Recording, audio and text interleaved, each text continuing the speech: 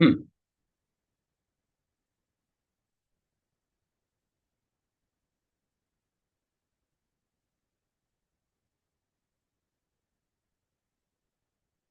अस्सलामु अलैकुम वरहमतुल्लाहि वबरकातुहू। मरहबन बिअऊदतिकुम अय्युहत-तुल्लाबुल किराम इला दर्सिल हदीस मिन जदीद फहियकुमुल्लाहु तआला व जज़ाकुमुल्लाह अहसनल जज़ा फिद दुनिया वल आखिरह। दाईन अल्लाह जल्ल जलालुहु अन युबारिक लना फी हादिहि अल उलूम व युसहिल अलैना हाज़ि दुरूस। रब्बि ज़िदनी इल्मा रब्बि इश्रह ली सदरी वयस्सिर ली अमरी वहलुल उक़दतम मिन लिसानी यफ़क़हू क़ौली। अज़ीज़ तलबा, बिहम्दिल्लाहि तआला व बिअऊनिही जल्ल व अला, मिशकातुल मसाबिह के सिलसिला दुरूस का ये एपिसोड नंबर 31 आपके सामने है। और आज के हमारे इस सबक में हस्बे मामूल फोकस अहादीस के उर्दू तर्जमा पर होगा, और इसी तरह काबिल वज़ाहत इबारात व अल्फाज की कदर वज़ाहत भी की जाएगी, और अगर ज़रूरत महसूस हुई तो हदीस की इसनादी हैसियत की भी निशानदही की जाएगी। वमा तौफ़ीक़ुना इल्ला बिल्लाह। तो आते हैं साबिक़ा सबक की बकिया अहादीस को पहले मुकम्मल करते हुए हम आइंदा के आज के सबक की जानिब बढ़ते हैं अल्लाह की तौफ़ीक़ से। आपको गुज़िश्ता सबक के हवाले से ये याद होगा कि हमने 277 हदीस पर तवक्कुफ़ किया था। 277 नंबर हदीस का टॉपिक ये था, शरीयत ताहिरा पर अमल का फुक़दान सही इल्म के ज़वाल का बड़ा सबब है, और ये ज़ियाद बिन लबीद रज़ी अल्लाह ताला अन्हु से ये हदीस मरवी है, जिसको हमने ज़िक्र किया। तर्जमा भी पूरे हदीस का हमने कर लिया था।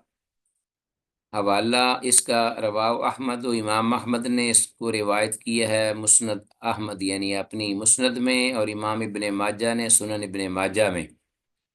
और वरवत तिरमिज़ी अन्हु नहवहु, और इमाम तिरमिज़ी रहमहुल्लाह ने अपनी जामे में इसको ज़ियाद बिन लबीद रज़ी अल्लाह अन्हु से ही रिवायत किया है। हदीस के फ़वाइद व मसाइल में ये हदीस सनद के एतबार से मुनक़ति होने की वजह से ज़ईफ़ है। बहरहाल इसके हसन दर्जा के शवाहिद मौजूद हैं। इमाम तिरमिज़ी रहमहुल्लाह ने इसे सैयदना अबू दरदा रज़ियल्लाहु अन्हु से रिवायत किया है, और कहते हैं ये हदीस हसन गरीब है। ये भी कहा गया है कि सिवाय अल्फाज इला यौमिल क़यामत के अलावा इन अल्फाज के बकिया अल्फाज की जो ऊपर सनद है वो सही है। तो इस एतबार से ये हदीस भी जुज़वी सही के मकाम पर आ जाती है, यस, सही होने के। वल्लाहु आलम। सनद में रावी सालिम बिन अबी अल-जअद ने सैयदना ज़ियाद बिन लबीद रज़ी अल्लाह अन्हु से नहीं सुना, जिसकी बिना पर मुहक्किकीन ने इसे मुनक़ति होने की वजह से ज़ईफ़ भी कहा है। वल्लाहु ताला आला व आलम बिस्सवाब। ये हदीस 278 इसका भी ताल्लुक़ गुज़िश्ता हदीस से है, और इसी मतन व मफ़हूम के साथ इमाम दारमी रहमहुल्लाह ने इसे अबू उमामा बाहिली रज़ी अल्लाह अन्हु से रिवायत किया है। और ये भी हदीस अपनी पहली हदीस जो कि ज़ियाद बिन लबीद रज़ी अल्लाह अन्हु से मरवी है, ज़ईफ़ है ये भी, और इसकी सनद में मारूफ रावी जो कि ज़ईफ़ भी और मुदल्लिस जो कि मुदल्लिस और अनान भी हैं, हज्जाज बिन अफ़ात मौजूद है, जिसकी बिना पर अहले इल्म ने इसे भी ज़ईफ़ गर्दाना है। आगे हदीस है 289। इल्म फ़राइद की दो किस्में, एक हुकूकुल्लाह और दूसरा हुकूकुल इबाद। अब्दुल्लाह बिन मसऊद रज़ी अल्लाह ताला अन्हु से रिवायत है, कहते हैं क़ाल अली रसूलुल्लाह कि मुझे रसूलुल्लाह सल्लल्लाहु अलैहि वसल्लम ने इरशाद फरमाया, तअल्लमुल इल्म वअल्लिमुहन नासा। इल्म को खुद भी सीखो और लोगों को भी इसकी तालीम दो। तअल्लमुल फ़राइदा, इल्म वरासत खुद भी सीखो, वअल्लिमुहन नासा और लोगों को भी इसकी तालीम दो। तअल्लमुल कुरआन, कुरआन को खुद भी सीखो, वअल्लिमुहन नासा और इसे लोगों को भी सिखलाओ। फिन्निम्रुन मकबूदुन, बेशक मैं اٹھا لیا جانے والا آدمی ہوں، شخص ہوں۔ والعلم سیقبض، اور اسی طرح علم بھی ان قریب اٹھا لیا جائے گا، قبض کر لیا جائے گا۔ وَيَظْهَرُ الْفِتَنُ، جس کی وجہ سے فتنوں کا بہت زیادہ یعنی جب علم ان قریب اٹھا لیا جائے گا، وَيَظْهَرُ الْفِتَنُ، اور فتنے ظاہر ہونا شروع ہو جائیں گے، ظاہر ہوں گے۔ حَتَّى يَخْتَلِفَ اثْنَانِ فِي فَرِيضَةٍ، صورتحال یہ ہو جائے گی کہ دو آدمی ایک فریضے یعنی ایک کوئی فرض معاملہ ہے، واجب ہے، ضروری لازمی ہے، اس کے بارے میں جب جھگڑا کریں گے، اختلاف کریں گے، لا یجدان احدا، تو وہ کوئی صاحب علم کو نہیں پائیں گے، یفصل بینہما، کہ وہ اس فریضے کے بارے میں ان کے اختلاف کا سد باب کر سکے یا ان کے درمیان فیصلہ کر سکے۔ رواہ الدارمی و الدارقطنی، اس امام دارمی اور امام دارقطنی رحمہم اللہ دونوں نے اپنی اپنی کتب حدیث میں روایت کیا ہے۔ حدیث کی سند میں یہ جو پڑھی ہے ہم نے 289، سلیمان بن جابر مجہول راوی موجود ہے، جس کی بنا پر یہ ضعیف ہے۔ اللہ اعلیٰ وعلم بالصواب۔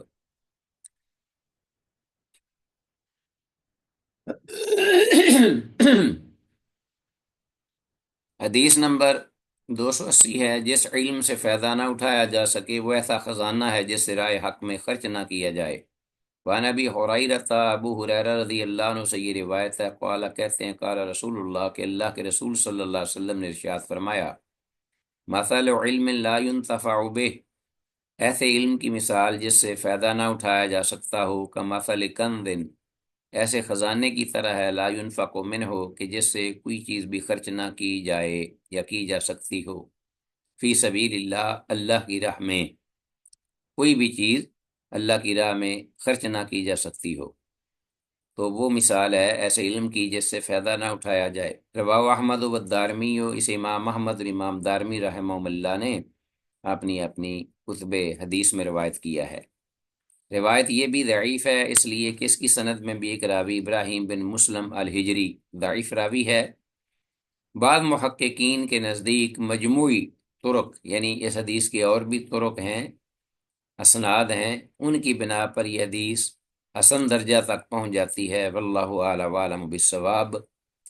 اور ویسے اس حدیث کا جو موضوع ہے یا اس میں جو مسئلہ ذکر ہے، اس بارے میں کسی کو کوئی اختلاف بھی نہیں، اور نہ ہی کسی نے کوئی بات کی ہے اس کے مفہوم کے بارے میں۔ حدیث 281، طہارت سمیت چند اعمال و اذکار کے فضائل اور ان کا اجر و ثواب۔ وعن ابی مالک الاشعری، ابو مالک اشعری رضی اللہ عنہ سے روایت ہے، قال، کہتے ہیں، قال رسول اللہ، کہ اللہ کے رسول صلی اللہ علیہ وسلم نے ارشاد فرمایا، الطہور شطر الایمان، کے پاکیزگی نصف ایمان ہے، والحمد للہ تملأ المیزان، اور الحمدللہ، اللہ کی تعریف میزان کو قیامت کے دن بھر دے گی۔ وسبحان اللہ والحمد للہ تملعان، اور اسی طرح سبحان اللہ اور الحمدللہ، اللہ کی تسبیح اور اللہ کی حمد تعریف بیان کرنا، یہ دونوں ذکر جو ہیں یہ بھی بھر دینے والے ہیں۔ او تملأ ما بین السماوات والارض، یا آپ نے یہ الفاظ فرمائے کہ یہ سبحان اللہ اور الحمدللہ کلمات جو ہیں یہ زمین، آسمان و زمین کے مابین جو خلا ہے اس کو یہ بھر دیں گے، جو فضا ہے، خلا ہے، فاصلہ ہے اجر اور ثواب سے، نیکیوں سے۔ والصلاۃ نور، اور نماز نور ہے، روشنی سراسر۔ والصدقۃ برہان، اور صدقہ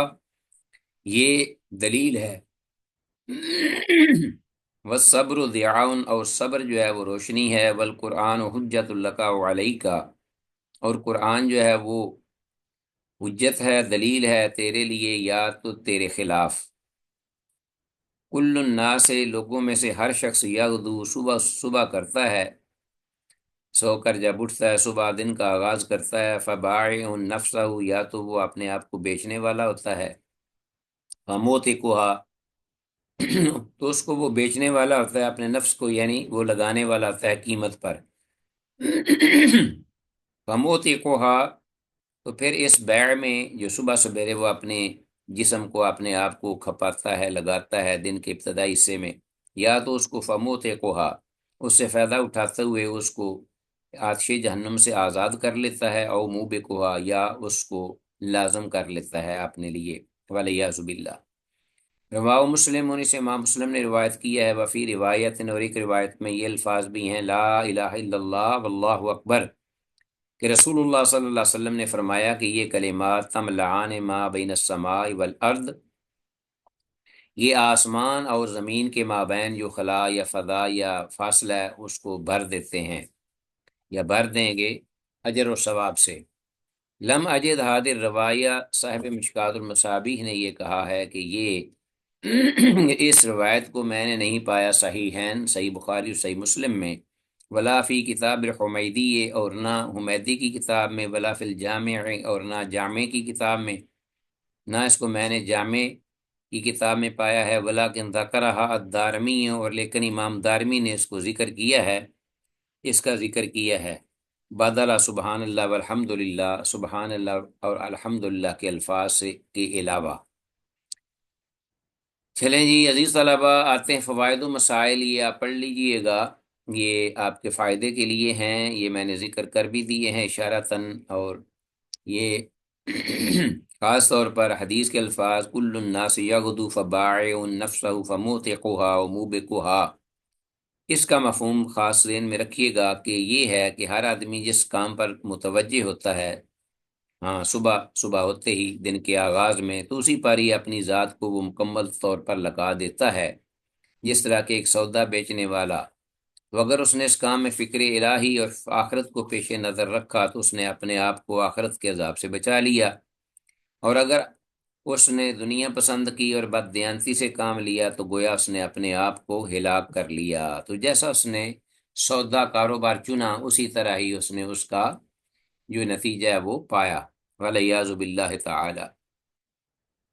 حدیث نمبر 282، نماز اول تا آخر بندہ مومن کے گناہوں کو مٹانے کا سبب ہے۔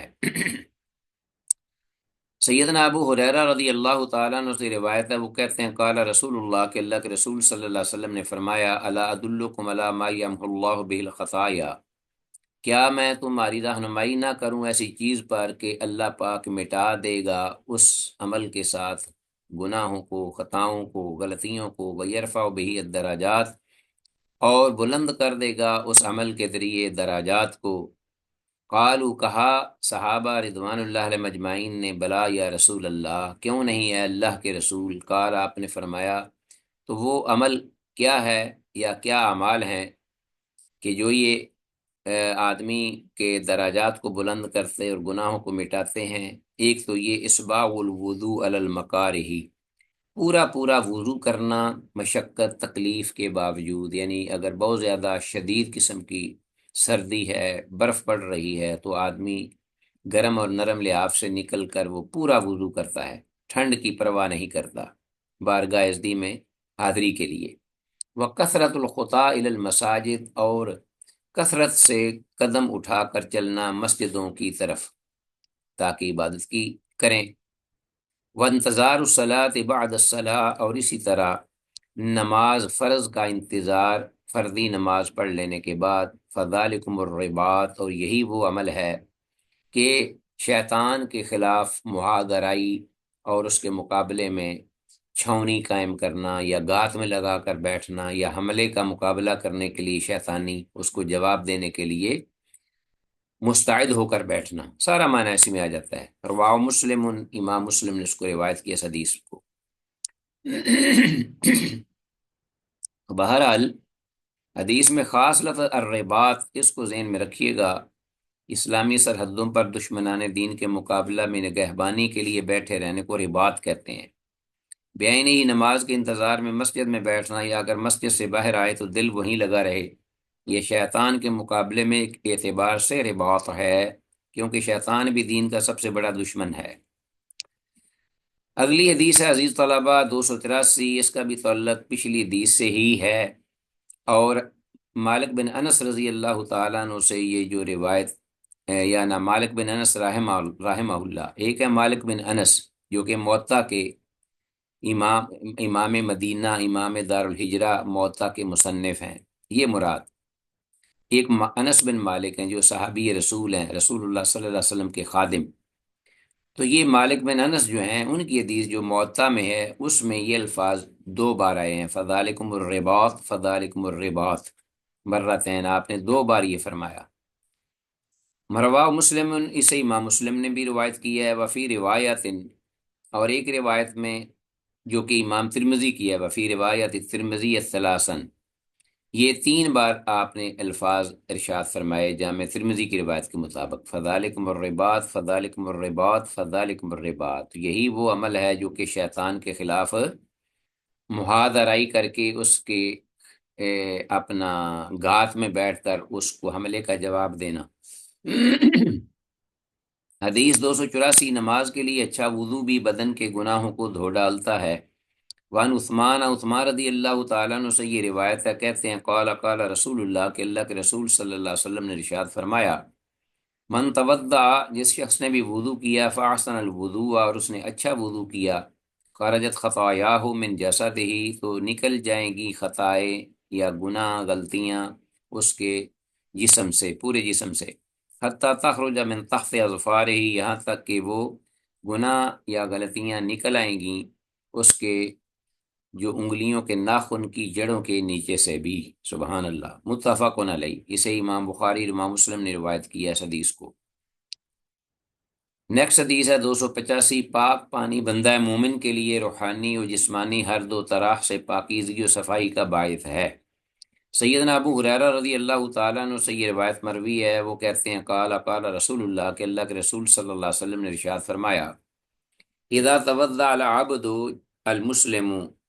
جب بندہ مسلمان وضو کرتا ہے، اب المؤمن، یا آپ راوی کو شک ہوا کہ یا آپ نے الفاظ العبد المسلم فرمایا یا اب المؤمن، العبد المؤمن فرمایا، معنی ایک ہی ہے کہ جب بندہ مومن یا بندہ مسلمان یا بندہ مومن جب وضو کرتا ہے، فغسل وجہہ، تو وہ چہرے کو جب دھو لیتا ہے، خرج من وجہہ، تو نکل آتے ہیں اس کے گناہ اس کے چہرے سے، خارجہ من وجہ ہی، کل خطیۃ، ہر قسم کا گناہ، کل خطیہ، ہر غلطی، ہر مسٹیک، نظر الیہا بعینیہ، جو کہ اس نے دیکھا ہوتا ہے اس گناہ کی طرف اپنی دونوں آنکھوں سے، جو دونوں آنکھوں سے اس نے جو کچھ بھی برائی دیکھی ہوتی ہے وہ یا غلطی کی ہوتی ہے وہ اس کی نکل آتی ہے اس کے چہرے سے۔ مع الماء، پانی کے ساتھ، یعنی جب وہ پانی کے ساتھ منہ دھوتا ہے، او ما آخر قطر الماء، یا پانی کے آخری قطرے کے ساتھ۔ تو یہ بھی راوی کو شک پڑا ہے کہ رسول اللہ صلی اللہ علیہ وسلم نے یہ الفاظ فرمائے مع الماء او مع آخر قطر الماء۔ تو آگے فائدہ غسل یدیہ، تو پھر جب وہ آدمی اپنے دونوں ہاتھوں کو دھوتا ہے وضو میں، خارج من یدیہ، تو نکل آتے ہیں اس کے دونوں ہاتھوں سے، یا نکل آتی ہیں اس کے دونوں ہاتھوں سے، کل خطیۃ، ہر قسم کی غلطیاں، گناہ وغیرہ، مسٹیکس، کان بطشتہ یداہ، کہ جن کو چھوا ہوتا ہے اس کے دونوں ہاتھوں نے، یا جن کا تعلق چھونے سے ہے، وہ بھی گناہ اور منکرات وہ بھی نکل آتے ہیں۔ مع الماء، پانی کے ساتھ، یعنی جب وہ پانی سے دھوتا ہے، او مع آخر قطر الماء، یا پانی کے آخری قطرے کے ساتھ۔ پہلے کی طرح راوی کو جو شک ہے وہ یہاں بھی اس نے ذکر کر دیا۔ فَإِذَا غَسَلَ رِجْلَيْهِ، پھر جب آدمی اپنے دونوں پاؤں کو دھوتا ہے، خرج کل خطیۃ، تو ہر غلطی نکل آتی ہے، مشتھا رجلاہ، کہ جس کی جانب چل کر اس کے دونوں پاؤں گئے اور اس کو لے کر گئے اس آدمی کو، اور اس نے وہ غلطی کی، مع الماء، پانی کے ساتھ دھونے سے، او ما آخر قطر الماء، یا پانی کے آخری قطرے کے ساتھ دھونے سے، حتی یخرج نقیا من الذنوب، یہاں تک کہ وہ نکل آتا ہے پورا صاف ستھرا، صاف شفاف گناہوں سے۔ تو وضو جو ہے آپ ذرا دیکھیے کہ کیا اس کی اہمیت اور ویلیو ہے کہ ایک مسلمان مومن بندے کے لیے عبادت سے پہلے پاک صاف شفاف آئینے کی طرح وہ اپنے اللہ کے پاس حاضر ہوتا ہے نماز کے لیے، اور جو نماز میں پھر جو اسے ملتی ہیں اپنا نیکیاں، اجر و ثواب، وہ اضافی ہے۔ رواہ مسلم، ان سے امام مسلم نے روایت کیا ہے۔ تو بہرحال یہ آگے میں نے فوائد و مسائل اس کو آپ پڑھ لیجئے گا، یہ وہی ہیں جن کا میں نے ذکر کیا ہے، اور یہ بڑے فائدے کے ہیں فوائد، ان کو نیور مس دیز بینیفٹس۔ حدیث 286 پر یہ ٹاپک ہے کہ ہر کامل نماز اپنی پہلی نماز اور اپنے درمیان کے چھوٹے گناہوں کے لیے کفارہ ہے۔ وان عثمان رضی اللہ تعالیٰ عنہ سے یہ روایت مروی ہے، قال، وہ کہتے ہیں، قال رسول اللہ، کہ اللہ کے رسول صلی اللہ علیہ وسلم نے ارشاد فرمایا، ما من امرئ مسلم، کوئی بھی مسلمان شخص نہیں، تحضرہ صلاۃ مکتوبۃ، کہ جس کو حاضر ہو فرض نماز، یعنی فرض نماز کا جب وقت ہو جائے اس کی موجودگی میں، فَيُحْسِنُ وُضُوءَهَا، تو وہ اس کا اچھا وضو کرے اس کو ادا کرنے کے لیے، وَخُشُوعَهَا، اور پھر اس کو اچھے انداز سے، خشوع خضوع سے، یکسوئی سے، توجہ سے وہ پڑھے، اللہ کا ڈر خوف رکھتے ہوئے، وَرُكُوعَهَا، اور پھر اسی طرح خشوع خضوع سے مکمل پراپر اس کا رکوع بھی کرے، إِلَّا كَانَتْ كَفَّارَةً لِمَا قَبْلَهَا، مگر یہ کہ وہ ہوگا کفارے کا باعث، یہ اس کا وضو کرنا اور پھر اس کے بعد ایسی نماز ادا کرنا، لما قبلها من الذنوب، ان گزشتہ گناہوں کے لیے جو کہ جن کا وہ مرتکب ہو چکا یا جو اس سے سرزد ہوئے، ما لم یؤت کبیرتن، جب تک کہ وہ بڑے کسی کبیرہ گناہ کو نہ آئے، وذالک الدہر کلہ، اور یہ اسی طرح پورا زمانہ ہی اس کے ساتھ یہی جو ہے وہ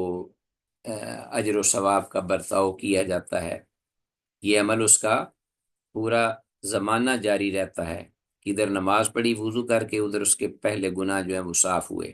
جیسا کہ دیگر احادیث میں بھی آتا ہے، الصلاۃ المکتوبۃ الی الصلاۃ المکتوبہ مکفرۃ لما بینہما ما اجتنبت الکبائر۔ رواہ مسلم، انہی سے امام مسلم نے روایت کی ہے اس حدیث کو، اور یہ اس کے جو فوائد و مسائل ہیں یہ بھی آپ پڑھ لیجئے گا، خاص طور پر اس میں جو چیزیں ضروری ہوتی ہیں ان کو خصوصی ذہن میں بٹھا لیجئے۔ نماز اور وضو میں صرف صغیرہ گناہوں کی معافی کی دلیل ہے، جبکہ کبیرہ گناہ سچی توبہ یا اللہ تعالیٰ کی خاص رحمت سے ہی معاف ہوتے ہیں، تو کیپ ان یور مائنڈ۔ آج کے سبق کے حوالے سے سوالات یہ بھی دے دیے گئے ہیں عزیز طلباء، ان کا بھی تعلق ان گزشتہ جو احادیث ہم نے مطالعہ کی ہیں ان کے ساتھ ہے، اور الحمدللہ یہ سوالات بڑے ایزی اور کلیئر ہیں، آپ ان کو آسانی سے اس اپنے جو لیسن ہے اس کو آپ ریوائز کریں اور ان کا جواب جو ہے وہ تیار کریں، وما توفیقنا الا باللہ۔ یہ پورے 10 سوالات ہیں اور بڑے ہی اہم ہیں، امتحان میں بھی پوچھے جا سکتے ہیں۔ تو اس کے ساتھ ہی آتے ہیں آج کا جو ہمارا لیسن ہے اس کی جانب، اس میں سے ہم بھی بقیہ کچھ ہم جو ہے وہ پڑھ لیتے ہیں۔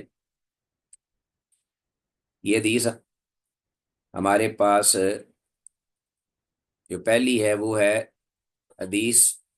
نمبر 287، کامل اور باعث اجر و ثواب وضو کی ایک صورت۔ تو یہ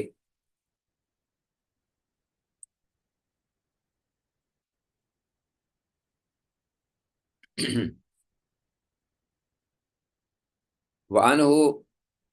سیدنا عثمان رضی اللہ تعالیٰ عنہ سے ہی یہ روایت مروی ہے، وضو کے بارے میں انہی سے ہی قریباً یہ روایات جو ہیں وہ آتی ہیں، کہ انہ توضع، کہ انہوں نے خود وضو کیا،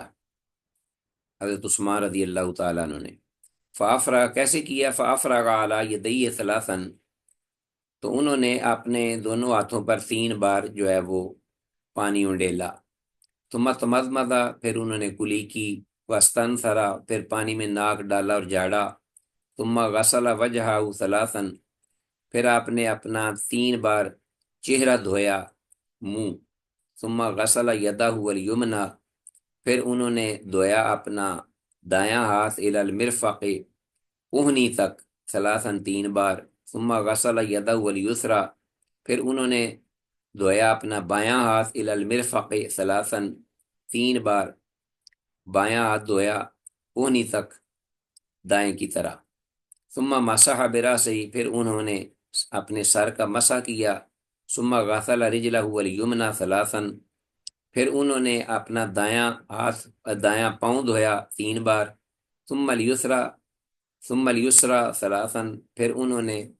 اپنا بایاں پاؤں جو ہے وہ 3 بار دھویا دائیں کی طرح، ثم قال، پھر انہوں نے فرمایا رأیت رسول اللہ، کہ میں نے اللہ کے رسول صلی اللہ علیہ وسلم کو دیکھا، توضع، وضو فرماتے ہوئے، نحو وضوئی ہذا، میرے اس وضو کی طرح، گویا کہ انہوں نے پورا وضو وہی کیا جو انہوں نے رسول اللہ صلی اللہ علیہ وسلم کو کرتے دیکھا۔ ثم قال، پھر سیدنا عثمان رضی اللہ عنہ فرماتے ہیں کہ اللہ کے رسول صلی اللہ علیہ وسلم نے یہ وضو جب کیا تو آپ نے یہ بھی نوید سنائی کہ من توضع، جس نے وضو کر لیا، وضوئی ہذا، میرے اس وضو کی طرح، ثم یصلی رکعتین، پھر وہ 2 رکعتیں نماز پڑھتا ہے، ایسی 2 رکعتیں لا یحدث نفسہ فیہما بشیء، کہ ان 2 رکعتوں میں وہ اپنے دل میں کوئی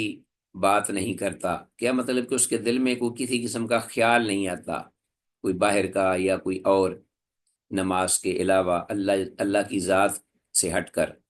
پوری یکسوئی سے وہ 2 رکعتیں ادا کرتا ہے، تو غفر لہ ما تقدم من ذنبہ، تو اس کے گناہ معاف کر دیے جائیں گے سابقہ جو بھی گزر چکے، بخش دیا، معاف کر دیا جائے گا اس کے لیے ما تقدم من ذنبہ، جو کچھ بھی گزرا ہوگا اس کے گناہ سے، تو یہ اس کو اجر و ثواب ملے گا ان 2 رکعتوں کا جو تحیۃ الوضو ہیں۔ تو گویا کہ تحیۃ المسجد کی طرح تحیۃ الوضو بھی 2 رکعت، اور ان کا اجر و ثواب دیکھیے۔ متفق علیہ، حدیث جو ہے متفق علیہ ہے، وہ لفظ للبخاری ہے، اور امام بخاری رحمہ اللہ نے اس حدیث کو الگ بھی اپنے الفاظ سے روایت کیا ہے۔ تو بہرحال عزیز طلبہ دیکھیے ذرا مقام جو ہے وہ کیا ہے۔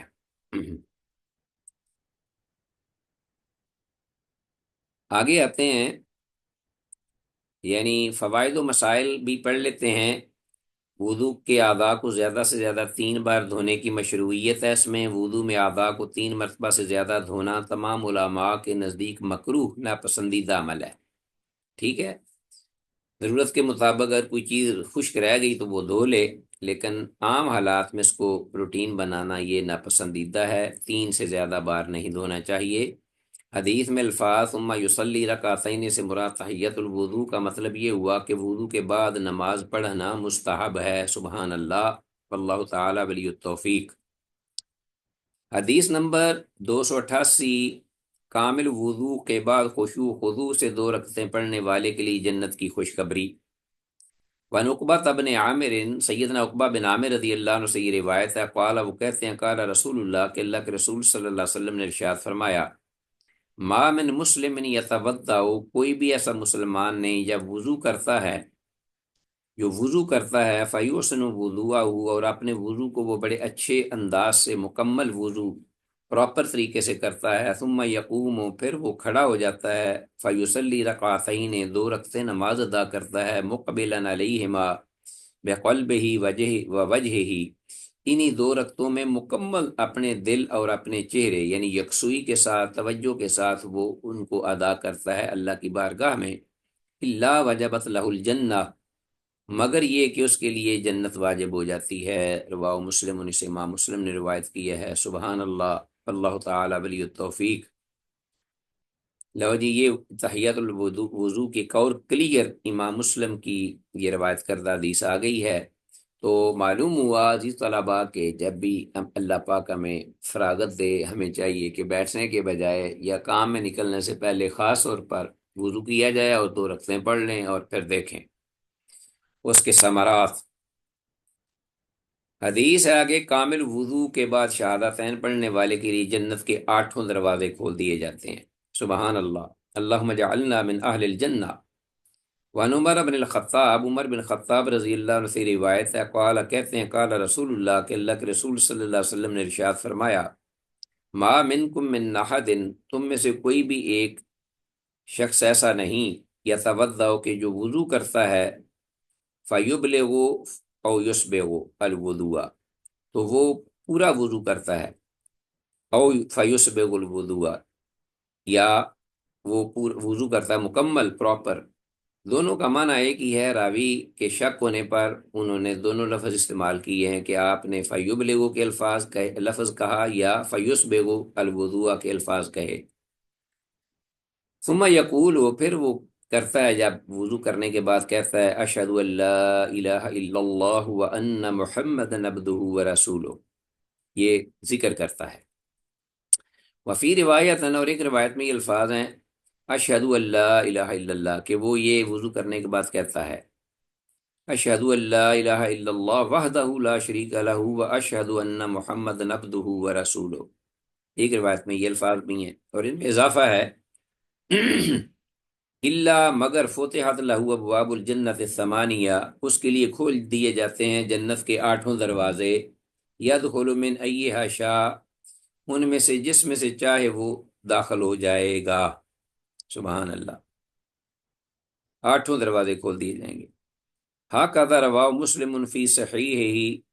اسی طرح اسے امام مسلم نے اپنی صحیح مسلم میں روایت کیا ہے اس حدیث کو۔ والحمیدی فی افراد مسلم، اور امام حمیدی نے افراد مسلم میں اس کو روایت کیا ہے۔ وقد ابن الاثیر فی جامع الاصول، اور امام ابن الاثیر نے جامع الاصول میں اس کو روایت کیا ہے۔ وذکر شیخ محی الدین النووی، اور امام نووی،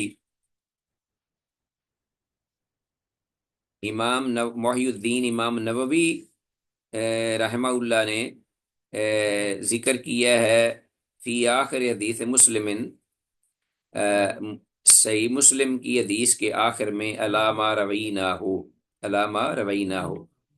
اس پر جو ہم نے اس کو روایت کیا۔ وذکر شیخ محی الدین النووی فی آخر حدیث مسلم علامہ روینہ ہو، اس طرح انہوں نے ان الفاظ سے اس کو ذکر کیا ہے۔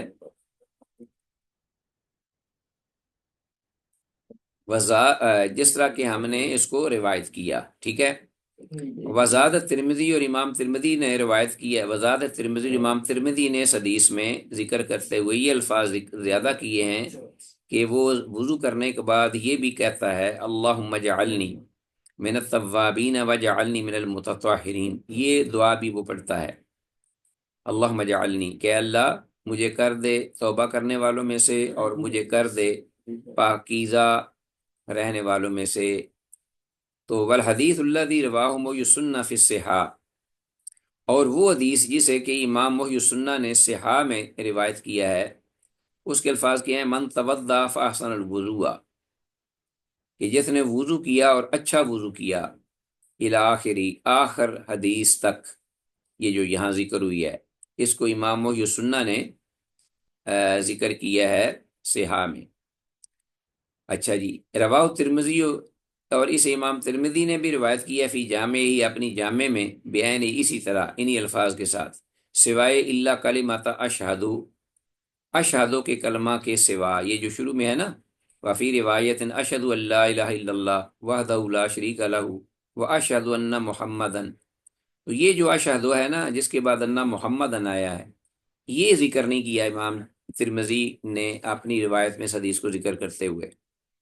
انہوں نے صرف یہ کہہ دیا ہے اشہد ان لا الہ الا اللہ وحدہ لا شریک لہ وان محمدا عبدہ ورسولہ، تو یہ وہ بات کہہ رہے ہیں کہ امام ترمذی نے اس کو اپنی جامع میں روایت کی ہے بیان اسی طرح، سوائے اس کلمہ کے الا کلمۃ اشہد قبل ان محمدن، ان محمدن سے پہلے کا جو اشہد ہے اس کے سوا۔ تو یہ حدیث واضح ہے، کلیئر ہے، یہ وضو کے بعد جو کیا جانے والا ذکر ہے اس کے بارے میں یہ روایت آئی ہے۔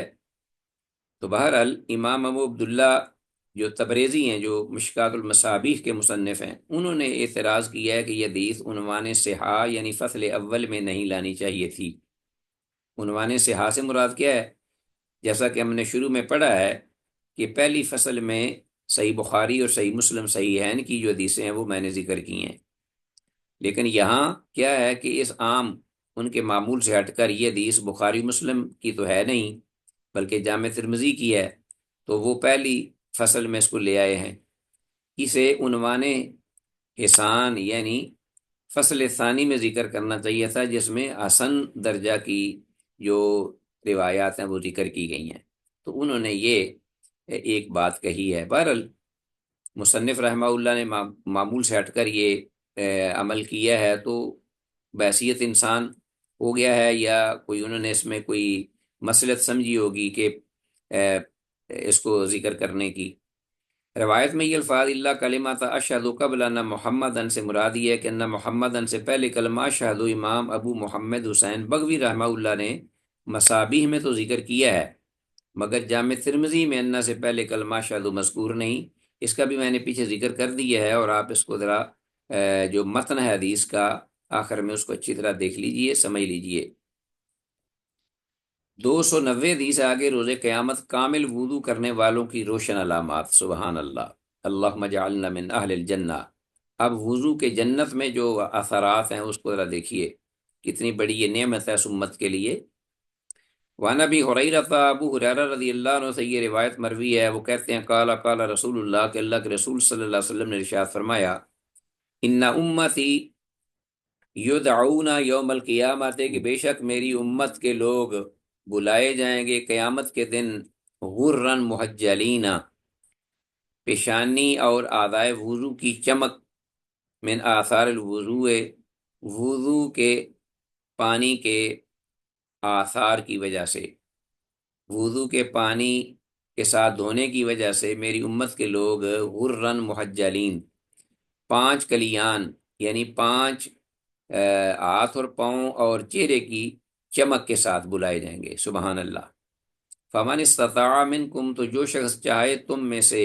استطاعت رکھے تم میں سے، ان یطیل غرتہ، کہ وہ بڑھا لے اپنی اس چمک کو، فلیفعل، تو وہ ایسے کر گزرے۔ اچھی بات ہے، مبالغہ کرے اعضاء کو دھونے میں، ٹھیک ہے نا جی،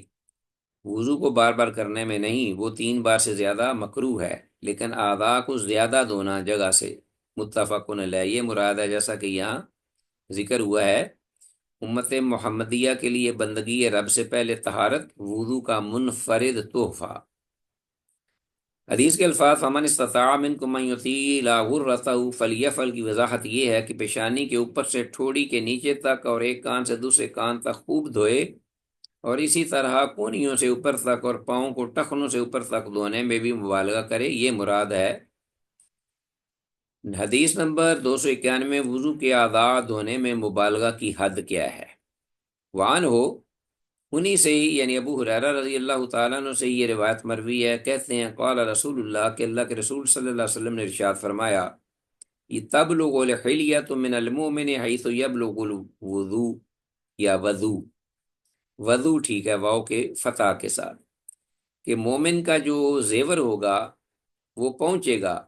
یا مراد ہے قیامت کے دن جو اسے پہنایا جائے گا زیور جنت میں، یہاں وہاں تک، جسم کے ان حصوں تک، حیث یبلغ الوضو، جہاں تک کہ پہنچا ہوگا اس کا پانی، وضو کا پانی جہاں تک پہنچا ہوگا، تو مومن کا اسی حد تک جو تبلغ الحلیۃ من المؤمن حیث یبلغ الوضو، تو یہ الفاظ جو ہیں یہ زبانی یاد کرنے والے ہیں، خوشخبری دینے کے لیے لوگوں کو۔ سبحان اللہ۔ رواہ مسلم، انہیں سے امام مسلم نے روایت کیا ہے۔ تو یہ آپ اس کو دیکھ لیجئے گا، اس کے فوائد و مسائل یہ میں نے ذکر کیے ہیں، اور یہ بہت ہی اہم ہے اس اعتبار سے کہ حدیث کو، اس کا مفہوم کو صحیح یاد رکھا جائے یا سمجھا جا سکے۔ آگے حدیث ہے ہمارے پاس 292، صحیح اور کامل وضو کی حفاظت اہل ایمان کا وصف ہے۔ ان ثوبان رضی اللہ عنہ سے یہ روایت ہے، قال، وہ کہتے ہیں قال رسول اللہ، کہ اللہ کے رسول صلی اللہ علیہ وسلم نے ارشاد فرمایا، استقیموا ولن تحصوا، سیدھے رہو اے میرے امتیو، ولن تحصوا، اور تم ہرگز ان عبادات کو شمار نہیں کر سکو گے، وعلموا، اور یہ جان رکھو، ان خیر اعمالکم، تمہارے اعمال میں سے سب سے بہتر عمل الصلاۃ، نماز ہے، ولا یحافظ علی الوضوء الا مؤمن، اور نہیں محافظت کرتا وضو پر مگر مومن ہی، یعنی وہی جو صاحب ایمان ہے پکا، وہی صحیح وضو کرنے کا خیال اور اس کو پراپر طریقے سے مکمل سر انجام دیتا ہے۔ رواہ مالک، اسے امام مالک نے روایت کیا ہے، واحمد،